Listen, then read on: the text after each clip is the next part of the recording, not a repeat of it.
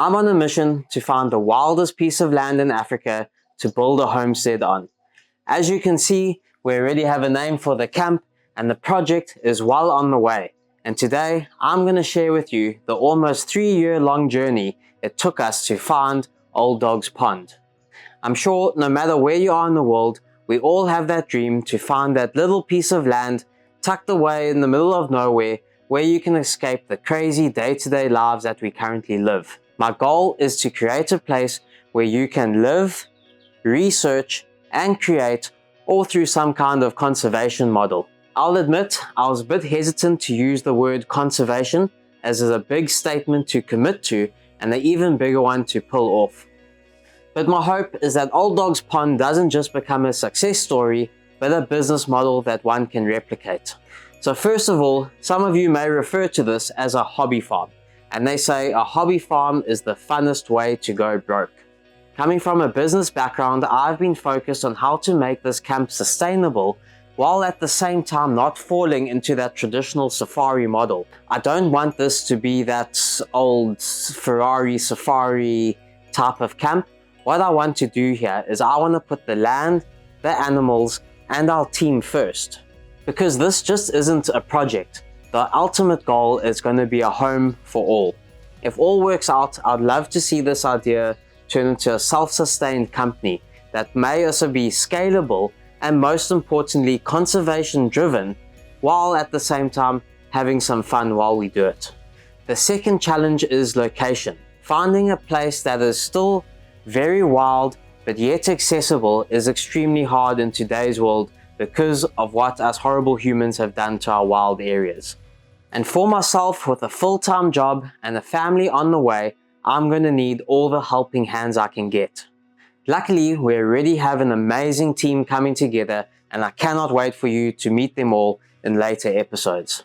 So it's a pretty wild combination of ideas and goals for us to achieve, and it's definitely not one you're going to find in many success stories for companies. But that is what this adventure is all about, and I cannot wait to get going.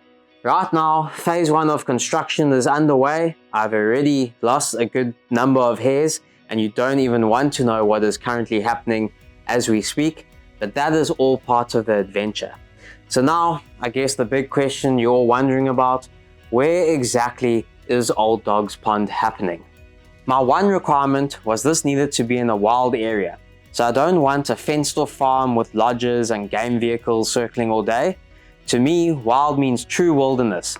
80,000 plus acres of wild land, free roaming wildlife, and my number one is that raw sense of adventure. So let's pull out the map, and what I'm going to do here is I'm going to show you just exactly my thinking of how and where we're going to be searching for Old Dog's Pond.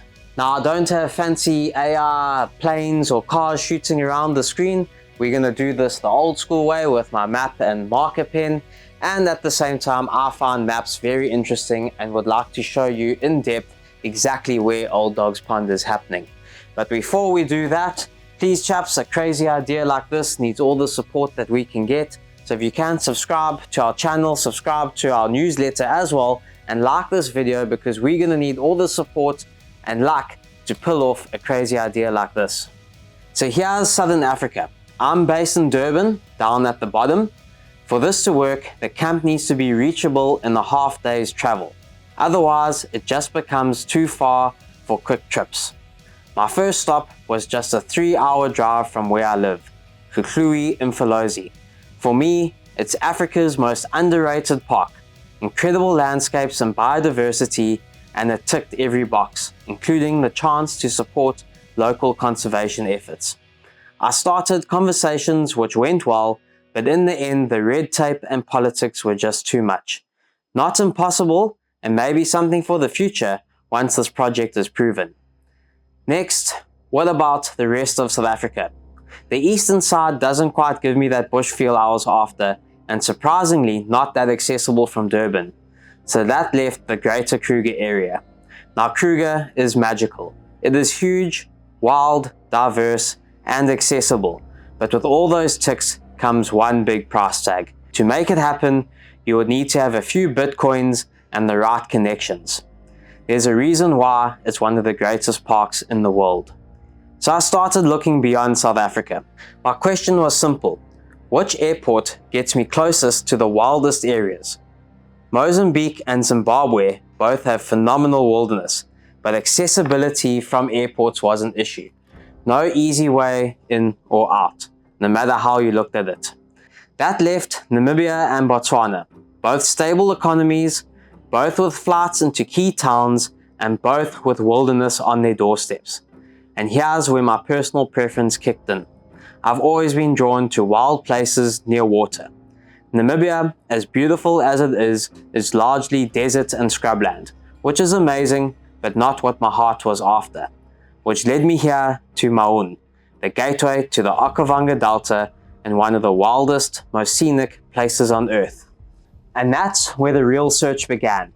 Endless hours of research, reaching out to connections and chasing any leads, until eventually one promising opportunity came up. And that's where I'm going to leave it for now. So in our next episode, we are going to take you into the Okavango Delta and on our first adventure to try and find this perfect piece of land to set up Old Dog's Pond.